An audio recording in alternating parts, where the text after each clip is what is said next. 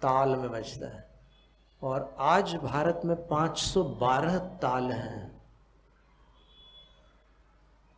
रूपक ताल और उसके भेद प्रभेद, दादरा ताल उसके भेद प्रभेद, एक ताल उसके भेद प्रभेद, तीन ताल उसके भेद प्रभेद, दीपचंदी ताल उसके भेद प्रभेद, ऐसे 512 ताल है।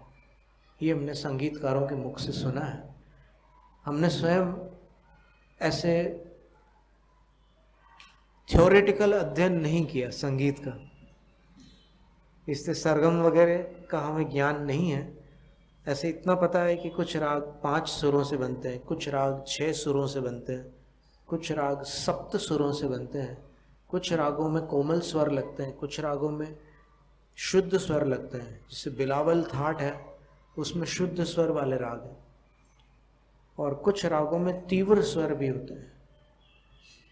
तो अपन सामान्य जन तो ये जानते हैं कि 7 सुर होते हैं, सारे गमा पधनी, परंतु जो संगीत के अध्येता हैं वो जानते हैं कि नहीं, इनमें से कुछ सुर शुद्ध स्वर, कोमल स्वर, कुछ सुर शुद्ध स्वर, तीव्र स्वर वाले होते हैं। तो कुल गणना करने पर 12 सुर होते हैं। इसलिए एक ऑक्टेव में आप देखेंगे कि वो 12 नोट्स होते हैं। वेस्टर्न संगीत में भी यही स्थिति है।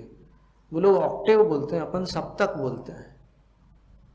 अपन सारे गमा पधनी, और वो लोग सारे गमा पधनी सा, वो जो नेक्स्ट सा आया है ना दूसरा वाला, वो दूसरे सप्तक का सा है, मध्यम सप्तक है।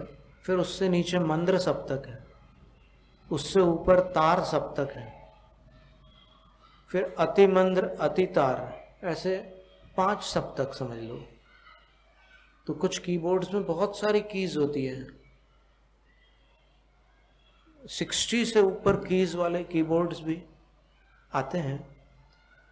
और जो पेटी होती है हारमोनियम, वो भी मूल भारतीय वाद्य नहीं है, बाहर से आया, लेकिन इतना रच पच गया भारतीय संगीत में वो हारमोनियम कि उसमें भी फिर वो नीचे से वो खींचने वाले वो भी आते हैं, साथ में सुर देने वाले वो भी आते हैं।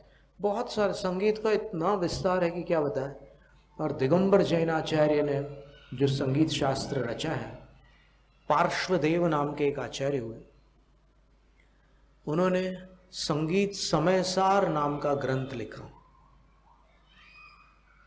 और वो ग्रंथ वाराणसी में एमए संगीत के कोर्स में पाठ्य पुस्तक के रूप में पढ़ाया जाता है।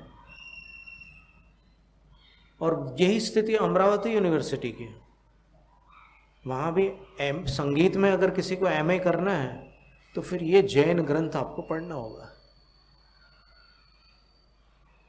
अब जानकारी न होने के कारण पता ही नहीं था, लेकिन अब जानकारी होने के बाद कैसा लग रहा है अंदर, कुछ गौरव जैसा लग रहा है ना, बड़ी बात है। तो ऐसा नहीं है कि संगीत से आचार्य जन विमुख रहे हों,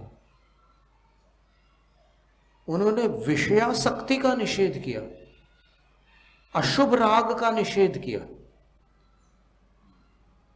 संगीत की अलग अलग श्रेणियां होती हैं।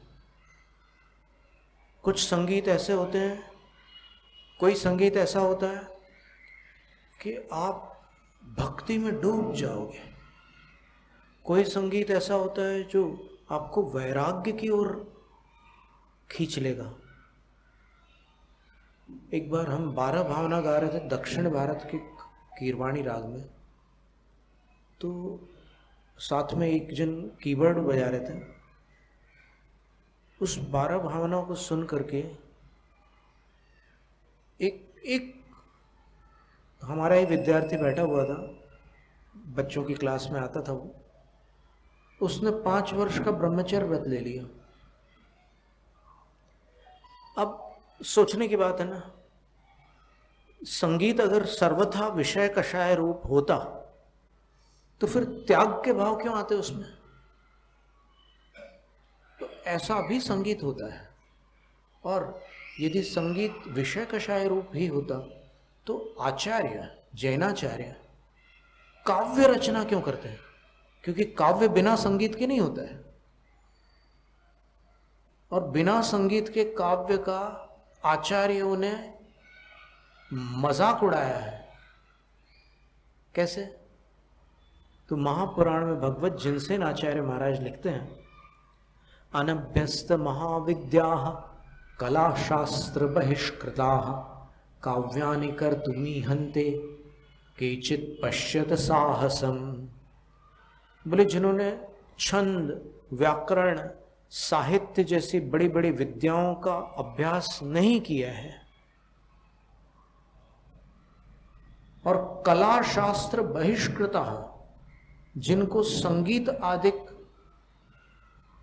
कलाओं का कोई बोध नहीं है, कला शास्त्र से जो बहिष्कृत है, यानी कला और उनके बीच कोई रिश्ता नाता नहीं है, ऐसे लोग भी काव्यानि कर्तुमीहन्ते, कविता लिखने की चेष्टा करते हैं।